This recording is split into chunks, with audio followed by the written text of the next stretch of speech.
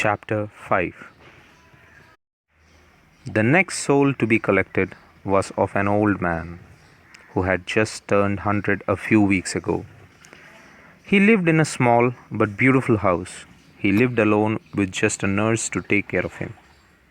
He died in his sleep, sitting in his favorite easy chair. When death reached out to him and picked him up, he jumped out of his chair and jumped and jogged a little, standing where he stood. He looked happy and full of energy.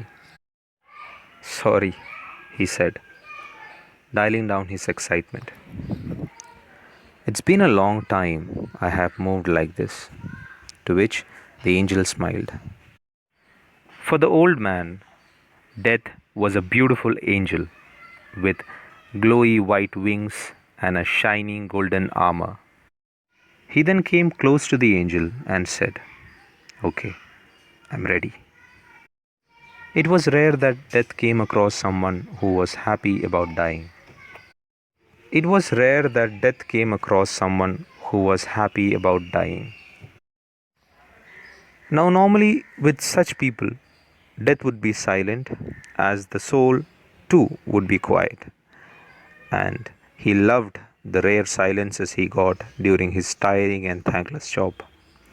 But today, he felt like asking him why he was so happy. Was it because he was not sick or weak anymore? Or was there something more to it?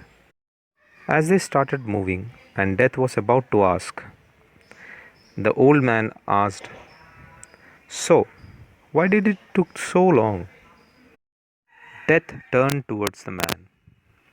He was in a little bit of shock. He had never been asked such a question before. He answered the man with another question.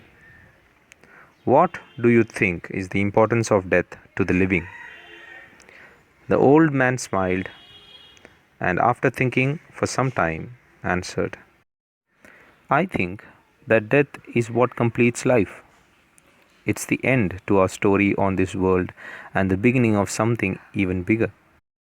I had lived my life to the fullest, earned enough money, had my fair shares of adventures, fell in love, had my heart broken a few times, got married, had kids.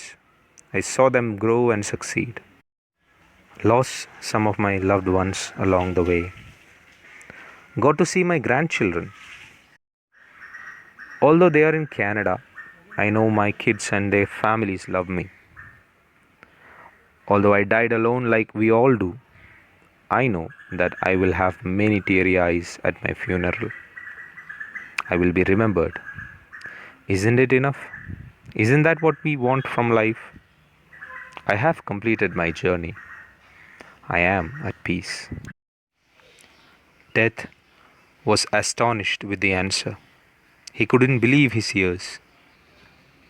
"You have delivered," said the guardian of the gate, as he saw Death staring at the old man and not letting off of his hand. Hearing the guardian, Death turned towards him and, seeing him, let off the old man's hand and quickly turned back to earth. As he descended down through the clouds, he thought of all the things he had heard. He felt stupid for not doing this earlier. He thought of the various words the souls of the three men had told him. He realized his importance. He realized that death made life important. It made it valuable. Death shows the true worth of everything. It teaches you what is more important in life. And at the end, death is the completion, the must needed end, as without an end, a story is never complete. "So, now you know," said someone from the back of his ear.